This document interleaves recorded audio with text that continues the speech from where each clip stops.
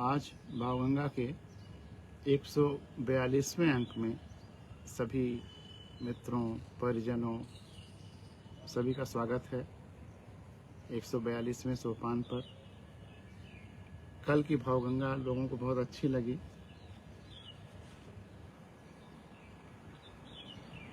रजनीश जी ने उस पर एक प्रतिक्रिया लिखी है। रजनीश जी खुद एक प्रोफेसर हैं।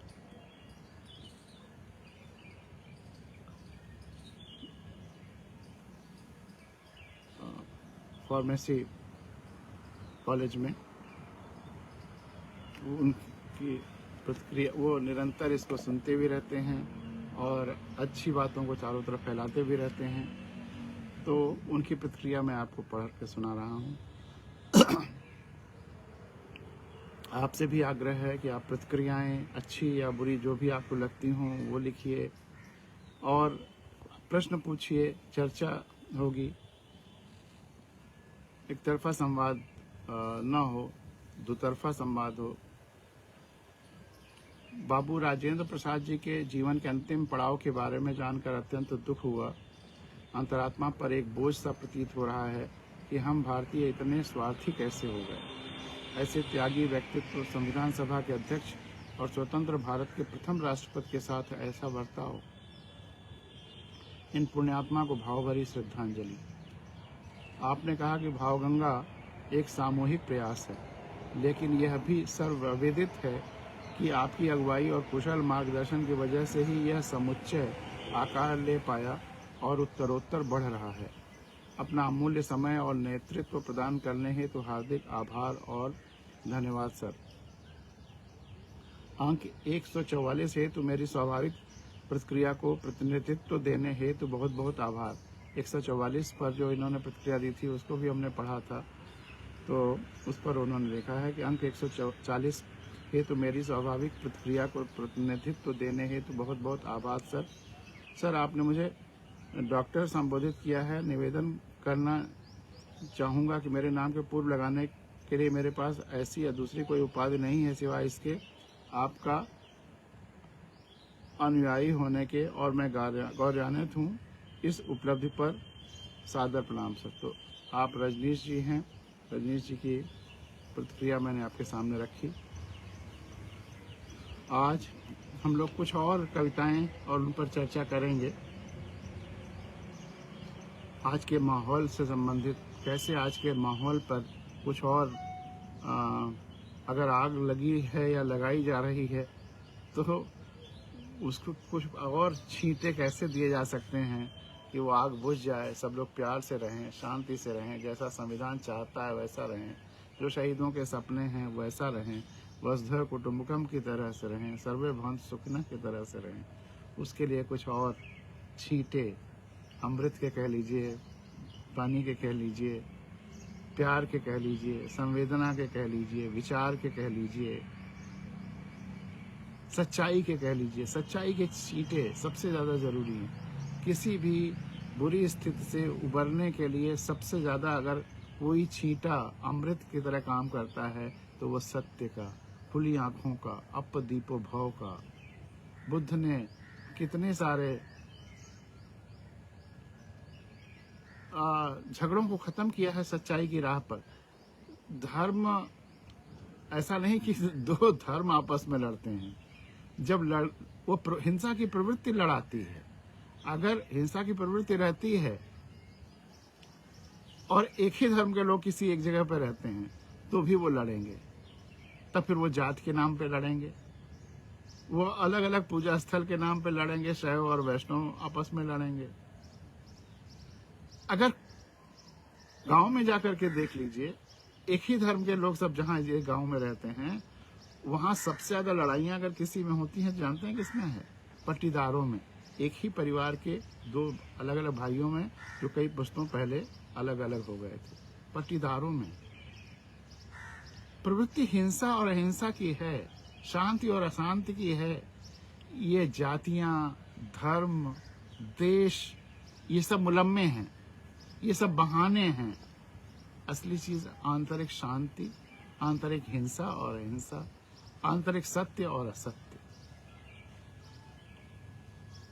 जो भी असत्य पर आधारित होगा वो लड़ेगा, और जो सत्य पर आधारित होगा वो लड़ाई शांत करने की कोशिश करेगा अंत तक। राम ने भी, कृष्ण ने भी, जिनके लिए हम आजकल तमाम सारा आवेशित हैं, उन्होंने भी लड़ाइयां अंत तक शांत करने की कोशिश की। तो सत्य के छींटे सबसे ज्यादा जरूरी हैं, सबसे ज्यादा शीतल भी होते हैं युद्ध के समय में शांत करने के लिए है, तो उसको उत्तेजना और उत्साह देने के लिए भी सत्य। तो कुछ हम लोग ऐसी चर्चाएं करेंगे कविताओं पर आधारित।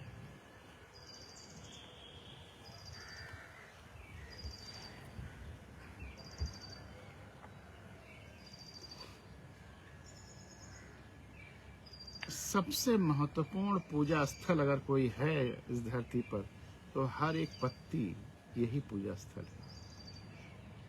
ये पत्तियां ना हो, हमें ऑक्सीजन नहीं मिलेगी, हम सब मर जाएंगे। सारे पूजा स्थल धरती से खत्म कर दिए जाएं, हम पर कोई फर्क नहीं पड़ेगा, मनुष्य जाति रहेगी। सारे पूजा स्थल जितने हैं, मस्जिद, मंदिर, गुरुद्वारे,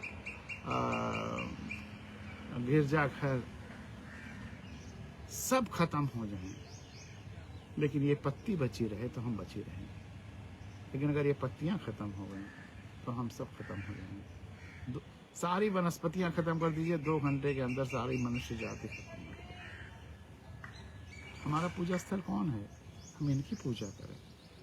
शिव की पूजा इसीलिए हम किसी पेड़ के नीचे प्रतीक के रूप में एक पत्थर रख करके और उसको पूजने लगते हैं कि उसको पूजेंगे तो वो पेड़ बचा रहेगा, उसको जल देंगे तो इस पेड़ को जल मिलेगा। उसके भाव को समझिए, शिव क्या है। किसी शहर के एक मंदिर के अंदर रखे हुए पत्थर के वो शिवलिंग है ही नहीं। शिवलिंग क्या है? इस प्रकृति पूजा के प्रतीक हैं कि हमको प्रकृति को पूजना है। शिव तो खुले में हमेशा वही है ना, वो अंसारी साहब का शेर कि हकीकत को जरूरत है न मंदिर की न मस्जिद की। हकीकत सत्य, हकीकत को जरूरत है न मंदिर की न मस्जिद की। नमाजे हक अदा होगी खुले मैदान में साकी। नमाजे हक, नमाज प्रार्थना, और हक सच्चाई की। सच्चाई की जो नमाज है, सच्चाई की जो प्रार्थना है, सच्चाई की जो आवाज है, वह अदा होगी खुले मैदान में। उसको किसी स्ट्रक्चर की जरूरत नहीं है। खुले मैदान में, यानी कि धरती, खुली धरती पर होगी जब हम। और नमाज, आप देखिए नमाज क्या है, जो हमारे आसन हैं वही नमाज में कितने आसन उसमें शामिल हैं। सब मिला जुला है, सब एक दूसरे से जुड़ा हुआ है। हम पहचानते नहीं हैं तो हमको अलग अलग नजर आता है।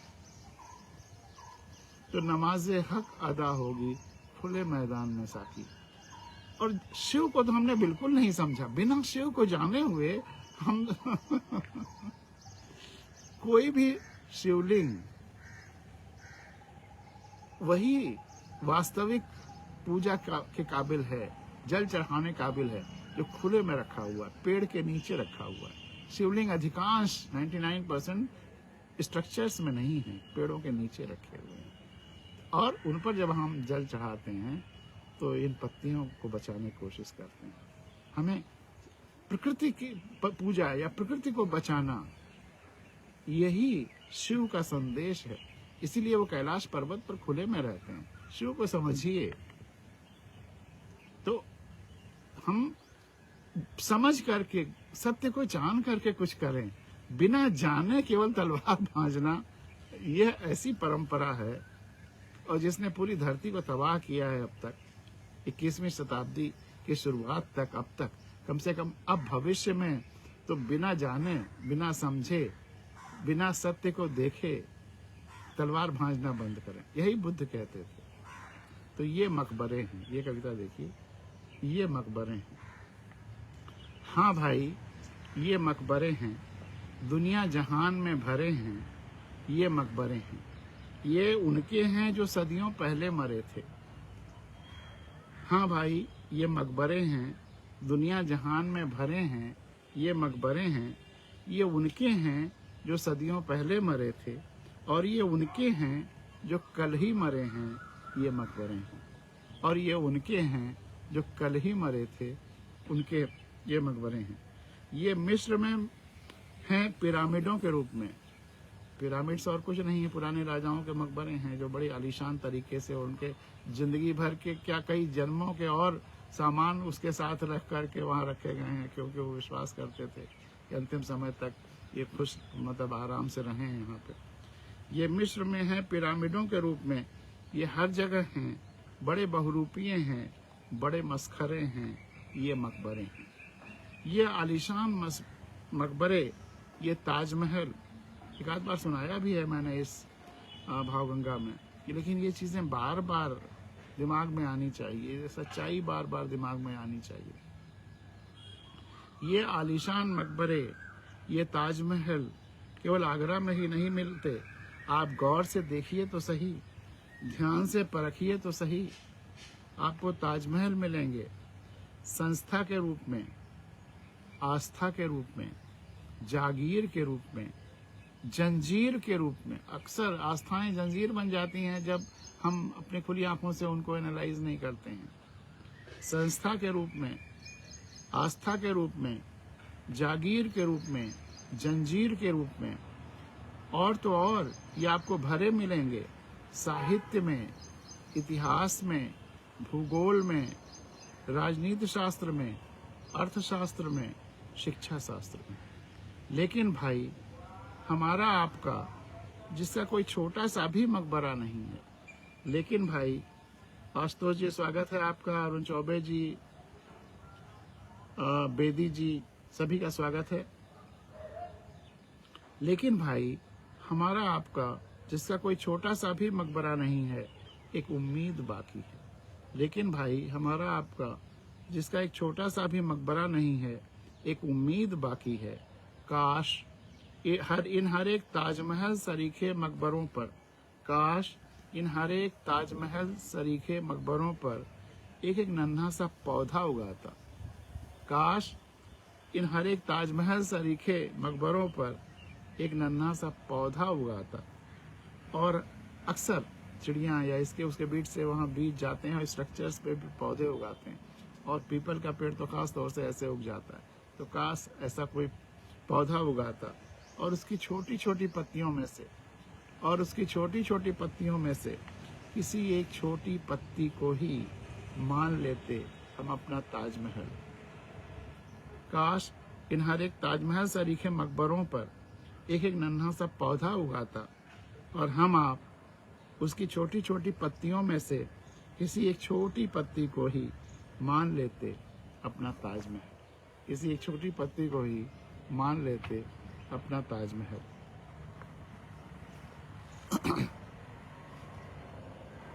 और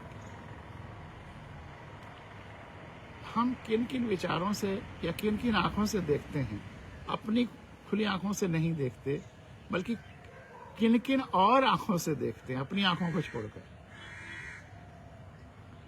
अपनी बुद्धि की आंख, अपनी ये वास्तविक आंख, इसकी जगह पर और किन किन आंखों से देखते हैं, उस पर एक कविता आज के माहौल के लिए बहुत जरूरी है, इसलिए उसको भी सुनाएंगे। कब?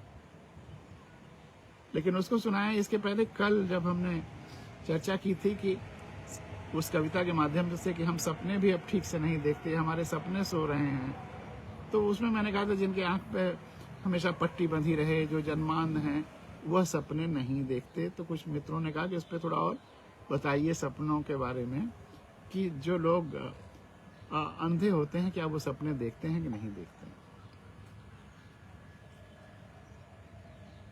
तो जैसा मैंने बताया था कि मैंने तो सिविल सर्विसेज में साइकोलॉजी सब्जेक्ट लिया था 79 के बाद, जब कोठारी कमेटी के बाद सिलेबस चेंज हो गया था और साइकोलॉजी हर सब्जेक्ट पोस्ट ग्रेजुएशन लेवल का हो गया था। तो साइकोलॉजी के दोनों पेपर मैंने नए अपने किताबों से पढ़े, बड़ा मज़ा आया और पढ़ता चला गया, और दोनों में इंडिया में 2 साल अपीयर हुआ, दोनों बार हाईएस्ट आया, नंबर आया, मोर देन 70%। बड़ा इंटरेस्टिंग लगा साइकोलॉजी। तो साइकोलॉजी में सपने मतलब जितने टाइप के विचारों से जुड़ी हुई चीज़ें हैं या शरीर के विज्ञान भी सब कुछ पढ़ाया गया क्या, मैंने तो किताबों से पढ़ी। तो सपनों पे बहुत है। तो सपने जिन जिन इंद्रियों का आप है आपके पास, उनके आधार पर आप सपने देखते हैं। हम सब नॉर्मल हैं, अगर आँख है तो सपनों में विजुअल्स भी आएंगे। लेकिन जो जन्मांध होते हैं, जन्म से जो अंधे होते हैं, वह चूंकि विजुअल्स का इनपुट ही नहीं है, इसलिए उनको उसका कोई अनुभव ही नहीं है। और जो आप अनुभव कर चुके हैं या कर सकते हैं, सपने उसी आधार पर बनते हैं। तो जो जन्मांध हैं उनको सपनों में विजन नहीं होता है, दृश्य नहीं होता है। लेकिन जो बाकी इंद्रियां हैं वो उनकी ज्यादा क्रियाशील रहती हैं, एक्टिव रहती हैं। जैसे हेलन केलर का मैंने कई बार उदाहरण दिया है, आज फिर इसी सपनों के संदर्भ में उनको याद कर लें कि, और उन्होंने कहा था कि जब ईश्वर एक दरवाजा बंद करता है तो कई दरवाजे खोलता है। लेकिन ट्रेजेडी ये है कि हम जो बंद दरवाजा है उसी को देखते रह जाते हैं और जो खुले दरवाजे हैं वो नहीं देखते। अगर एक अपॉर्चुनिटी बंद होती है तो कई अपॉर्चुनिटीज आती हैं, लेकिन हम जो बंद अपॉर्चुनिटी है उसी के लिए दुखी होते रहते हैं, उसी को देखते रहते हैं, उसी को गाते रहते हैं, उसी के लिए परेशान होते रहते हैं। और जो तमाम और अपॉर्चुनिटीज खुली हुई हैं उधर कोशिश नहीं करते, उधर देखते भी नहीं। तो ये संतुलन नहीं है। तो हेलन केलर का तो मैंने कई बार विस्तार से चर्चा किया था। तो चूंकि उनको वो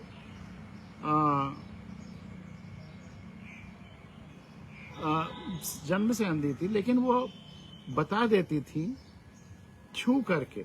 उनका स्पर्श इंद्रिय इतनी स्ट्रांग हो गई थी कि वो छू कर बता देती थी कि कौन सा रंग है। वो आपके मुंह के आपके सामने हाथ रख करके वो बता देती थी कि आप क्या बोल रहे हैं। वो सुनती भी नहीं थी, डेफ थी, गूंग बहरी थी, लेकिन अंधी और बहरी दोनों थी। लेकिन वह आपके मुंह के सामने हाथ रख करके बता देती थी कि आप क्या बोल रहे हैं। क्योंकि जब आप बोलते हैं तो आपके मुंह से ध्वनियां वायु का अलग अलग दिशाओं में स्पंदन होता है। उसको अपने हथेली पर महसूस करके बोलती थी कि आप कौन कौन से शब्द बोले और उनको जोड़ करके आपके बात बता देती थी। लेकिन यही है कि वो वही बता पाती थी कि जो भाषा और आप उसी भाषा में बोलें जो वो जानती, कई भाषाएं जानती थी, आप उन्हीं भाषाओं में से एक में बोलेंगे तो वो पहचान लेंगे कि आप क्या बोल रहे हैं। तो इसी तरह से जिसकी जो इंद्रिय कमजोर होती है उसकी अन्य इंद्रियां और क्रियाशील हो जाती हैं, एक्टिव हो जाती हैं और डीप उनमें सेंसेशंस आ जाते हैं। अगर हम देख नहीं सकते हैं तो हमारी स्पर्श इंद्रिय, हमारी सुनने की इंद्रिय, ये सब बहुत मजबूत हो जाती हैं। हमारी टच की, वही स्पर्श इंद्रिय, ये सब इंद्रियां बहुत मजबूत हो जाती हैं। तो फिर सूंघने की इंद्रिय फिर आपकी बहुत मजबूत हो जाती है। स्वाद की इंद्रिय आपकी बहुत मजबूत हो जाती है। तो आप फिर सपने देखते हैं, लेकिन सपनों में दृश्य नहीं होते हैं, स्पर्श होता है, शब्द होते हैं। लेकिन जो बहरा है फिर उसमें आवाजें भी नहीं होंगी उसके सपनों में। लेकिन अगर जो बहरा नहीं है, केवल अंधा है, तो उसमें आवाजें होंगी, स्पर्श इंद्रिय होगी, सूंघने की शक्ति होगी और ये स्वाद की शक्ति होगी, स्वाद उसमें होगा सपनों में। तो जो जो इंद्रियां आपकी नहीं हैं वह नहीं होंगी।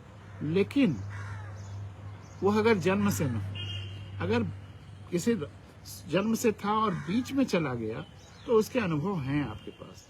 उस अनुभव के आधार पर आपको वैसे सपने आएंगे जिसमें दृश्य भी होगा, सुनना भी होगा। तो यह सब आपके अनुभवों पर है कि आप कि कौन सी इंद्रिय जन्म से नहीं है या बाद में नहीं हुई।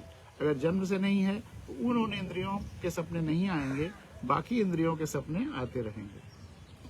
तो यह सपनों पर विस्तार से मैंने कहा कि आपको स्पष्ट कर दें कि सपने किस किस तरह से आते हैं और किस किस तरह से किनको कैसे सपने आएंगे। अब हम लोग आते हैं उस कविता पर। कब? इंद्र के 1000 नेत्र हैं। ये कहा जाता है कि इंद्र के 1000 नेत्र हैं। यहां पर एक चीज और स्पष्ट करने की है कि माइथोलॉजी कहती है कि इंद्र के 1000 नेत्र हैं। तो जाहिर सी बात है कि वह व्यक्ति जो गौतम ऋषि की पत्नी के साथ जिसने व्यभिचार किया था, वह ये इंद्र नहीं है, वो कोई और इंद्र रहा।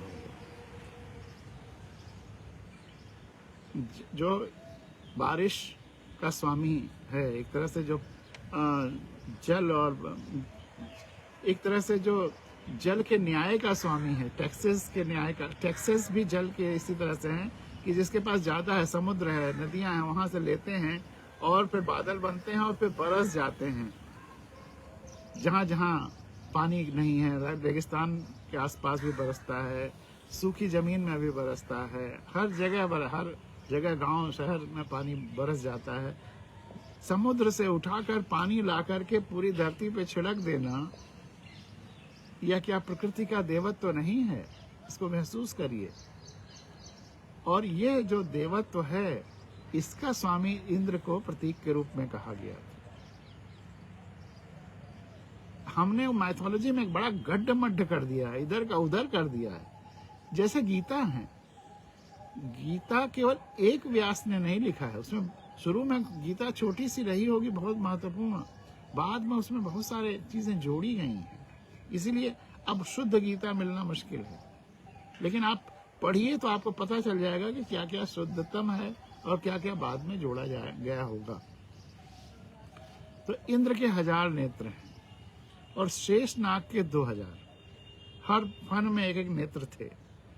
तो इंद्र के 1000 नेत्र हैं और शेष नाग के 2000, ऐसा हमने सुना है। और कितने नेत्र हमने अपने बना रखे हैं, कभी हमने गिना है? हमारे कितने नेत्र हो गए हैं, कभी हमने गिना है? जरा देखिए ध्यान से, जरा देखिए ध्यान से। बचपन में हमारे नेत्र थे, बचपन में हमारे नेत्र थे। माँ बाप उनकी आंखों से देखते थे, बूढ़ी दादी नानी, भाई बहन और दादी नानी की कहानियां, दादी नानी की कहानियों के माध्यम से हम देखते थे। फिर नेत्र बनी हमारी बाल मंडली, नेत्र हुए शिक्षक, अध्यापक, हमारी सहपाठी और वह भारी झोला और उसमें भरी किताबें और बार बार मिलती मार्कशीट।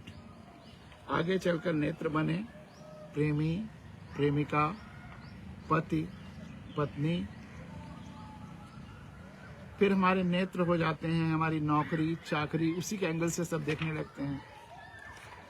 अधिकारी, कर्मचारी, हमारा काम धंधा, बस जो वो दिखाता वही देखते हैं, अपनी आंखें।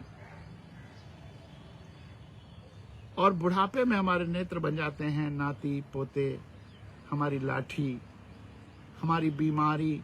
हम अपनी बीमारी के एंगल से सब कुछ देखने लगते हैं। और साथ साथ सुबह पार्क में घूमने वाले साथी, और साथ साथ सुबह पार्क में घूमने वाले साथी। यही नहीं, हमारे तमाम सर्वव्यापी नेत्र भी हैं, जैसे टीवी, रेडियो, नाटक, फिल्में, पत्र पत्रिकाएं, अखबार, social media, WhatsApp, YouTube, Facebook, Instagram, Telegram. और कुछ विशेष महत्वपूर्ण नेत्र भी हैं, जैसे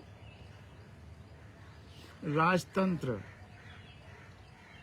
व्यवस्था तंत्र, कानून, जज, वकील, डॉक्टर जो ये दिखाते हैं, जिस तरह से दिखाते हैं हम फिर उसी तरह से देखने की कोशिश करते हैं। अक्सर हमारी आंखें बन जाती हैं परंपराएं, फैशन।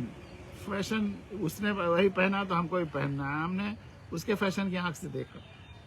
मान्यताएं, रूढ़ियां, रीतियां, पंडित, पुरोहित, पूजा स्थल और धर्मशास्त्र।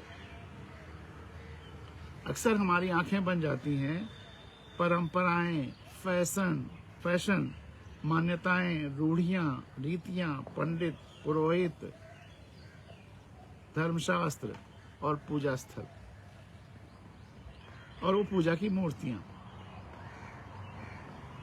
लेकिन उन मूर्तियों के माध्यम से अगर हम अपनी आंखों को इस्तेमाल करते हुए संपूर्ण सृष्टि या ब्रह्मांड नहीं देख रहे हैं, संपूर्ण सृष्टि और ब्रह्मांड से जुड़ाव नहीं महसूस कर रहे हैं, तो वो महज बस पत्थर के टुकड़े ही रह जाते हैं या दीवारें भी रह जाती है या स्ट्रक्चर्स ही रह जाते हैं।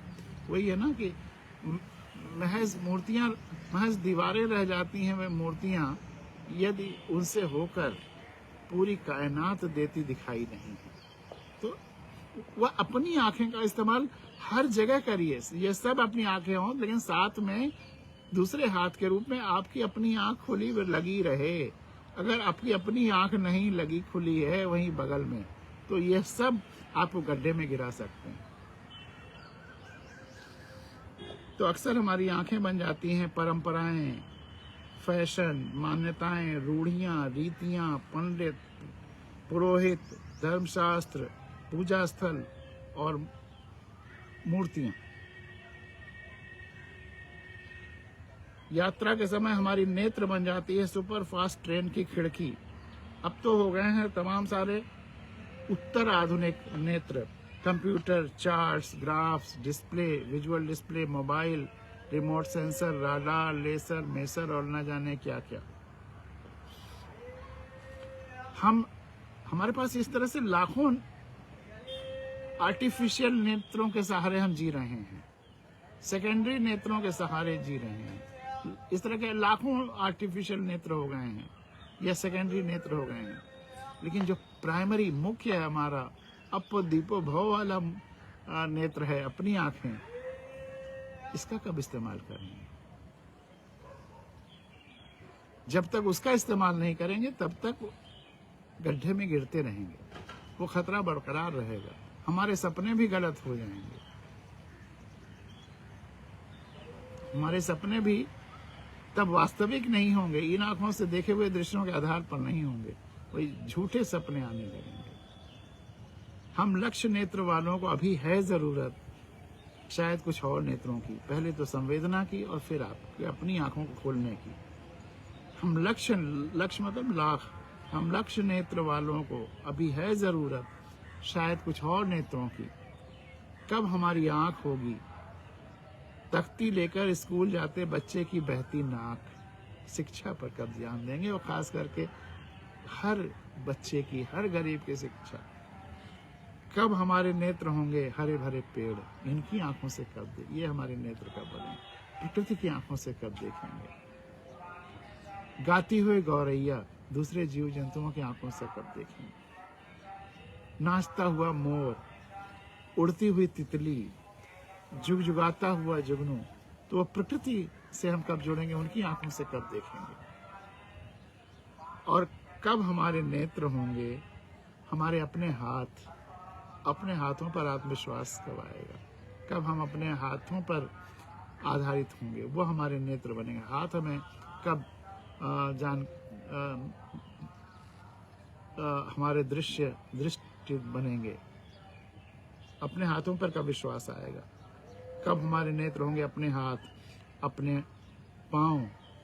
और कब खुद हम बनेंगे अपने नेत्र? कब हम अपने को खुद अपना नेत्र बनेंगे संपूर्णता में? अपने को कब समझेंगे? अपदीप, वही बुद्ध ने कहा, अपने को समझो, अपने को देखो और खुद अपने को अपना नेत्र बनाओ। और कब हम खुद बनेंगे अपने नेत्र, और कब हम अपने इस वास्तविक नेत्र को बनाएंगे अपना नेत्र, कब हम अपनी इन आंखों को बनाएंगे अपना नेत्र, कब? तो ये कविता थी। और अब 3-4 कविताएं और।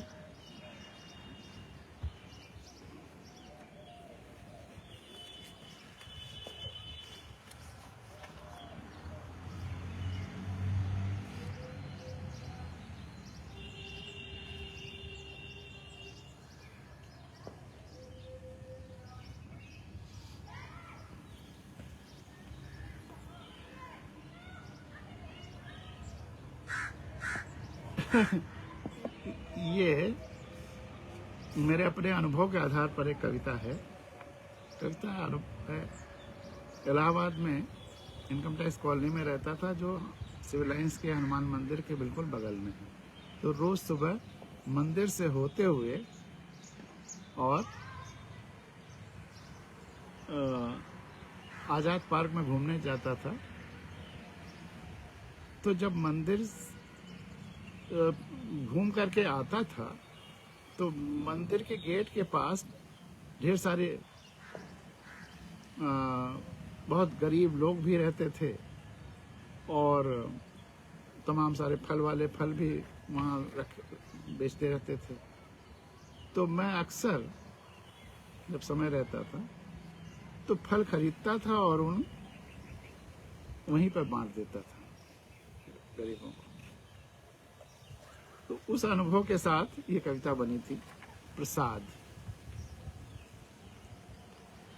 फलों को मंदिर के सामने भिखारियों में बांटते देख, फलों को मंदिर के सामने भिखारियों में बांटते देख, मैंने उससे पूछा। एक तो ये भिखारी, मतलब लोग कहते हैं कि भीख नहीं देना चाहिए क्योंकि ये उसका मिसयूज कर सकते हैं। ये सही है कि किसी व्यक्ति को उस स्थिति तक नहीं जाने देना है। उसके बच्चों की देखभाल करिए, उन्हें कुछ काम में लगाइए, तो कोई व्यक्ति भीख नहीं मांगने। हाँ, भिखारियों के गैंग जरूर हैं जो भीख को प्रोफेशन बनाए हुए हैं, उसका विरोध करना है। ऐसे गैंग का पर्दाफाश करके उनको जेल में डालना चाहिए जो भिखारी का धंधा करवाते हैं। लेकिन उनमें सारे भिखारी ऐसे नहीं होते जो उस गैंग के ही हों, जो उसमें जेन्युइन भी होते हैं। तो हमें 2 pronged स्ट्रेटेजी है। जो नीडी है उसकी नीड को भी फुलफिल करना है, शॉर्ट टर्म और लॉन्ग टर्म। ये है किसी भी समस्या का शॉर्ट टर्म और लॉन्ग टर्म दोनों सोल्यूशन निकालना चाहिए। तो शॉर्ट टर्म सोल्यूशन ये है कि जो डूब रहा है पहले हम उसको निकाल लें, फिर भविष्य में वो न डूबे या कोई भविष्य में न डूबे इसकी पूरी व्यवस्था इंतजाम करें।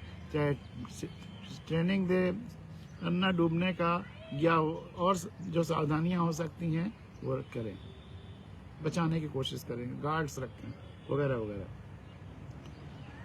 तो 2 pronged स्ट्रेटेजी है। तो एक ये है कि जो जिसको वाकई जरूरत है उसको तुरंत पहुंचना चाहिए। तो अगर आप पैसा देंगे तो हो सकता है अगर वो गैंग का हो तो गैंग को वापस जा करके दे दे। लेकिन अगर आपने उसको फल दिया है या खाने की कोई चीज दी है तो फिर वो वहां तक देते देते वो ना वो कभी उम्मीद करेगा जो किसी गैंग चला रहा है कि उसको फल जा करके कोई भीख में मिला हुआ दे, तो वो खाने में ही काम आएगा, उसका सदुपयोग होगा। इसी भावना के साथ कि मेरे इस क्रिया का कोई दुरुपयोग नहीं होगा या मैं कोई गलत परंपरा का पुष्टिकरण नहीं कर रहा हूँ, उसको आगे नहीं बढ़ा रहा हूँ, इसी भाव से केवल फल खरीद करके वहां उनको बांट देता था। तो फलों को मंदिर के सामने कुछ लोगों ने देखा होगा कि अक्सर बांट देते हैं। तो फलों को मंदिर के सामने भिखारियों में बांटते देख मैंने उनसे पूछा। अब इसमें कविता में मैंने रोल बदल दिया है कि अपने को पूछने वाला कर दिया है और बांटने वाला कोई और हो गया। भाई साहब, मैंने उनसे पूछा, भाई साहब आपने ये फल बिना भगवान को चढ़ाए बांट दिए प्रसाद की तरह। इसको लिखने में और मजा है कि आपने अपना रोल किसी और को दे दिया और किसी और से अपना रोल करवा रहे हैं। ये म्यूचुअलिटी का और आनंद है। फलों को मंदिर के सामने भिखारियों में बांटते देख मैंने उनसे पूछा, भाई साहब, आपने ये फल बिना भगवान को चढ़ाए बांट दिए प्रसाद की तरह। उन्होंने कहा, संभावित उत्तर दो हो सकते हैं। उन्होंने कहा, संभावित उत्तर दो हो सकते हैं। जो उत्तर आपको अच्छा लगे उस पर वस्तुनिष्ठ प्रश्न पत्र की भांति सही का निशान लगा लो। आजकल ऑब्जेक्टिव क्वेश्चंस आते हैं ना कि इस प्रश्न का इन दोनों में से कौन सा सही उत्तर है, या कोई स्टेटमेंट है, ये बताइए सही है कि नहीं, हाँ या ना। तो मैंने कहा कि जैसे ऑब्जेक्टिव क्वेश्चन पेपर्स होते हैं वैसे इसके संभावित उत्तर मैं आपको दो दे रहा हूं, आपको जो पसंद हो उस पर टिक लगा लीजिए। पहला संभावित उत्तर यह जो ज्यादातर प्रसाद चढ़ाने वाले लोगों के मनों में होता है, उस साइकोलॉजी की तरफ इशारा है। आप चौंक जाएंगे कि पहला संभावित उत्तर क्या होगा। भगवान को नहीं चढ़ा रहा हूं, इसका पहला संभावित उत्तर क्या हो सकता है। ये जितने लोग मूर्तियों को प्रसाद चढ़ा रहे हैं या पूजा स्थलों पे प्रसाद चढ़ा रहे हैं, किसी को ईश्वर पर विश्वास नहीं है। मैं गारंटी लेता हूं कि किसी को ईश्वर पर विश्वास है ही नहीं।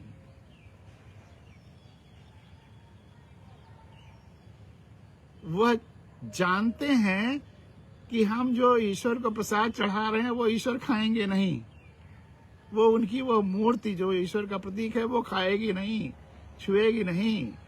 यह केवल मात्र एक रिचुअल है। और जिस दिन कभी ऐसी कल्पना करके सोचिए कि जिस दिन ये मूर्तियां या ये विग्रह प्रसाद खाने लगेंगी तो 95% लोग प्रसाद चढ़ाना बंद कर देंगे।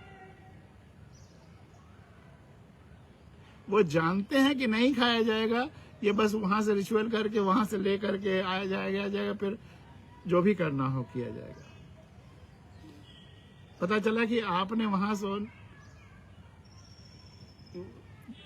प्रसाद चढ़ाया और ईश्वर ने तुरंत खा लिया वहीं पर, तो फिर प्रसाद चढ़ाना बंद हो जाएगा। तो पहला संभावित उत्तर यह कि मुझे डर लगता है, मैं ईश्वर पर विश्वास करता हूं, इसलिए मुझे डर है कि मैं जब चढ़ाऊंगा तो ईश्वर खा लेंगे, और इस डर के मारे मैं नहीं चढ़ा रहा हूं। क्योंकि ईश्वर को खिलाने की जगह पे और भी उसका उपयोग है। ईश्वर तो सर्वशक्तिमान है, उसको मेरे खिलाने क्या, जो तो मुझे खिला रहा है, मैं तो जो कुछ खा रहा हूं उसी का है। तो पहला संभावित उत्तर, ये तो हमारा अहंकार है कि हम ईश्वर को खिला रहे हैं। पहला संभावित उत्तर यह कि डर लगता है कि भगवान स्वयं ही फल खाने न लगे। पहला संभावित उत्तर यह कि डर लगता है कि कहीं भगवान स्वयं ही फल खाने न लगे। अगर आपको ये उत्तर पसंद हो तो इसको स्वीकार कर लीजिए, इस पर टिक लगा लीजिए। और दूसरा उत्तर यह है, और दूसरा संभावित उत्तर यह है कि आपने पूछा है कि बिना भगवान को चढ़ाए क्यों बांट रहा हूं। आपने पूछा है कि बिना भगवान को चढ़ाए क्यों बांट रहा हूं। आपने पूछा है कि बिना भगवान को चढ़ाए क्यों बांट रहा हूं। तो बताइए, मैंने उतारा ही कब था। ये पूरी धरती या जो कुछ दिख रहा है, यह सब तो ईश्वर का अंग या ईश्वर का अंश है, या ईश्वर पर चढ़ाई हुआ है। कौन सी ऐसी चीज है जो ईश्वर से अलग है कि मैं फिर उसको ले आकर उसको चढ़ा दूं। कोई मेरा हाथ काट करके और मुझे चढ़ा दे या दे दे या गिफ्ट कर दे, सारा जब कण कण में वही है, तो चढ़ाने उतारने का क्या खेल है, क्यों खेल है? तो इसको आत्मसात करिए। एक बार फिर पढ़ता हूं। आज की भावगंगा यहाँ पर समाप्त करेंगे। कल फिर और आनंद लेंगे कुछ और कविताओं का, कुछ और बातों का। फलों को मंदिर के सामने भिखारियों में बांटते देख मैंने उनसे पूछा, भाई साहब, आपने ये फल बिना भगवान को चढ़ाए बांट दिए प्रसाद की तरह। उसने कहा, संभावित उत्तर दो हो सकते हैं। संभावित उत्तर दो हो सकते हैं। जो उत्तर आपको अच्छा लगे उस पर वस्तुनिष्ठ प्रश्न पत्र ऑब्जेक्टिव क्वेश्चन पेपर की भांति सही का निशान लगा लें। पहला संभावित उत्तर यह कि डर लगता है कि कहीं भगवान स्वयं ही फल खाने न लगे। और दूसरा यह कि आपने पूछा कि बिना भगवान को चढ़ाए क्यों बांट रहा हूं, तो मैंने उतारा ही कब था।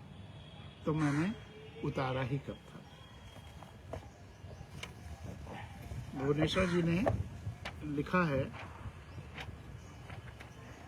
बहुत सही कहा आपने। जिस मंदिर में पंडित लोग प्रसाद निकालते हैं, लोग डरते हैं कि कहीं ज्यादा ना निकाल लें, जबकि पुजारी दूसरों को बांटने के लिए लेते हैं। बहुत सही कहा आपने। जिस मंदिर में पंडित लोग प्रसाद निकालते हैं, लोग डरते हैं कहीं ज्यादा ना निकाल लें, जबकि पुजारी दूसरों को बांटने के लिए लेते हैं। बिल्कुल भुवनेश्वर जी, सही बात है। अगर वो जो बहुत सारे स्टैंडर्ड मंदिर हैं, उनमें तो यही होता है कि ले करके फिर उस बांटने की क्रिया में लगता है। लेकिन कुछ ऐसे भी मंदिर हैं जो रिसाइकिल करते हैं, यहाँ से फिर वहीं पे चला जाता है जहाँ बिकता है। रिसाइकलिंग भी चलती रहती है। जो बंट जाता है, जो बंटने से बच जाता है, नहीं बंट पाता, फिर रिसाइकिल हो जाता है। तो उसका एक अलग तंत्र है। और तो ये आज की भावगंगा की कविताएं रहीं। एक मित्र ने एक दिन पूछा कि शादियों में इतनी गालियां क्यों गाई जाती हैं।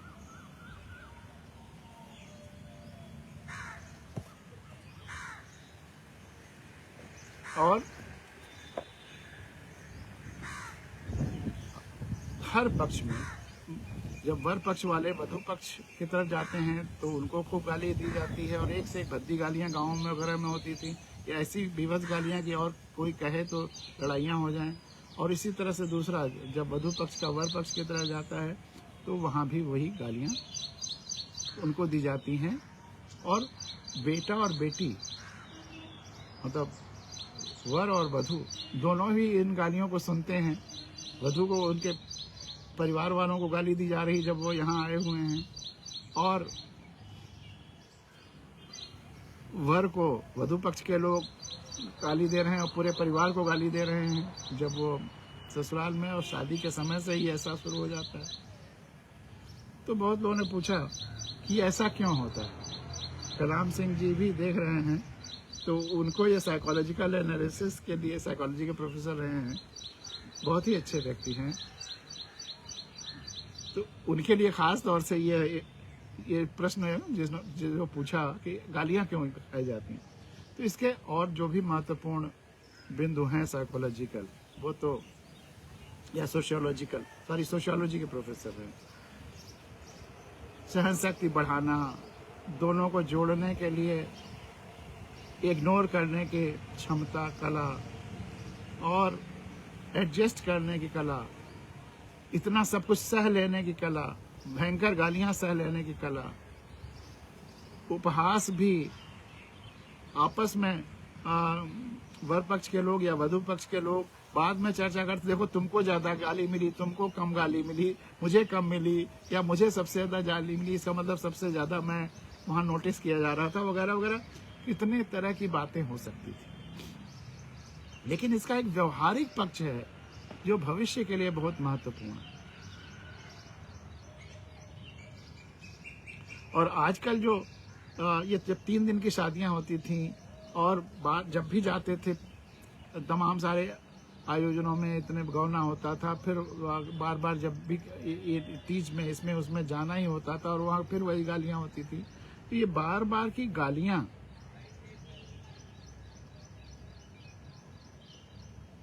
माइंड को ट्यून करती थी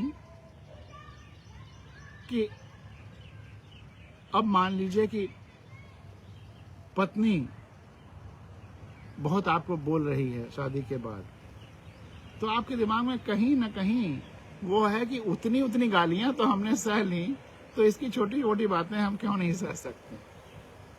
तो एक सहन शक्ति फ्यूचर लाइफ के लिए, फ्यूचर एडजस्टमेंट के लिए वो गालियां बहुत मुफीद आती हैं। उन गालियों को याद करके पत्नी की बड़ी बड़ी बातों को भी लगता है कि पत्नी भी उसी ससुराल का एक अंग है, और अब ये पत्नी के रूप में नहीं, ससुराल के उस अंग के रूप में मुझे गाली दे रही है। और इसका रिवर्स भी होता है कि पत्नी ने भी देखा है कि मेरे परिवार के लोग जब यहाँ आए आयोजनों में बाद में, और खूब उनके खाते समय विशेष रूप से गालियां दी जाने लगी, तो उसको भी लगता है कि जब इतनी उतनी उनको गालियां दी गई और मैं सह गई, तो आज अगर ये कुछ और कह रहे हैं तो इसमें सह लेने में क्या, वो आदत सी हो जाती है सहने की, सहन शक्ति बढ़ाने की। तो गालियां एक तरह से सहन शक्ति बढ़ाने की कोशिश करती हैं। और क्योंकि अब वह गालियों वाली वो परंपरा कम हो गई, बहुत सारी चीजें कम हो गई, तो अब तो शादियों में वो मजबूती भी कम होती जा रही है। वो जो बंधन था वो ढीला होता जा रहा है आजकल। इसीलिए डाइवोर्स रेट्स बढ़ रहे हैं, जहां वो सारे आयोजन, अब 2 बच्चों का ही केवल ज्यादातर मिलन हो पा रहा है, जबकि अगर परिवार, समाज, सारे मित्र हित सब जब जुड़ते थे तब फिर उस रिश्ते को टूटना मुश्किल होता था। तो गालियां भविष्य के सामाजिक और मनोवैज्ञानिक पहलुओं को कंट्रोल करने के लिए, नियंत्रित करने के लिए बहुत जरूरी होती थी। और रोल रिवर्सल भी सोचा जा सकता है कि जब पत्नी प्यार कर रही है या पति प्यार कर रहा है तो ससुराल पक्ष का है, और जब गाली दे रही है तो मायके पक्ष का हो गया थोड़ी देर के लिए। और खाते समय गालियां देने का ये और ध्यान आया बाद में कि अक्सर ये कहा जाता है कि खाते समय किसी को कुछ बुरा भला नहीं कहना चाहिए, खाते समय शांतिपूर्वक खाने देना चाहिए, भोजन करते समय डिस्टर्ब नहीं करना चाहिए, कोई खाना खा रहा हो तो उससे बुरा भला नहीं कहना चाहिए। लेकिन दोनों पक्ष जब खाना खाने बैठते हैं तभी सबसे ज्यादा गाली दी जाती है। इसका भी मनोवैज्ञानिक और सामाजिक कारण रहा हो कि खाते समय और कोई तो नहीं करना चाहिए, और कोई अगर कहे तो टोकना चाहिए कि नहीं, खाना खाने के बाद ही ये कहिए उल्टा सीधा जो कुछ कहना है।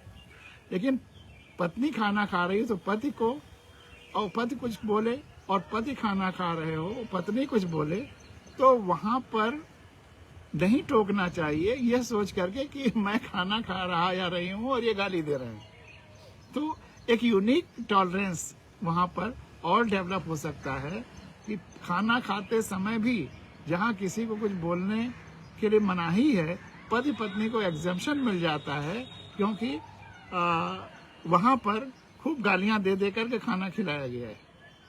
तो इस पे सोचिएगा, ये मेरे मन में यूं ही विचार आया तो मैंने आपसे शेयर कर दिया, और इस पर आप अपने विचार लिखेंगे तो अच्छा रहेगा। कलाम साहब ने बहुत बढ़िया तुरंत लिख भी दिया है कि test of tolerance and tolerance against teaching, test of teasing, test of tolerance and tolerance against teasing. ये दोनों परिवारों का एक दूसरे मतलब सहन करने की शक्ति का एक तरह से टेस्ट होता है या उसको प्रेरित करता है और टीजिंग, अगर उन्हें चिढ़ाया भी जाए तो उसको भी बर्दाश्त करने की या टॉलरेट करने की या सहन शक्ति के डेवलपमेंट की ये सामान्य प्रक्रिया रही है। तो हमारी रीति रिवाजों में, लोक परंपराओं में बहुत सारे पॉजिटिव तत्व, धार्मिक परंपराओं में ज्यादा अंधविश्वास आ गया है, लेकिन लोक परंपराओं में बहुत जीवंतता है। लोक आलोक से बना हुआ, खुली आंखों से, तो खुली आंखों से पीढ़ियों ने जो देखा वह अपने आंखों से देखी हुई चीजों को उसी अनुसार करते गए और वह जरूरी हो गया, जरूरी बहा।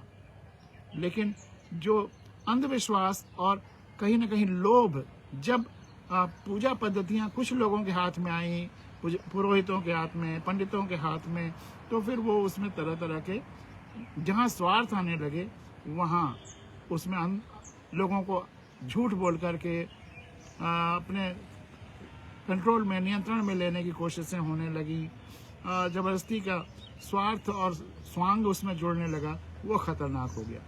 धर्मों में ज्यादा गड़बड़ियां आई, रीति रिवाजों में काफी जीवंतता और निर्लोभता और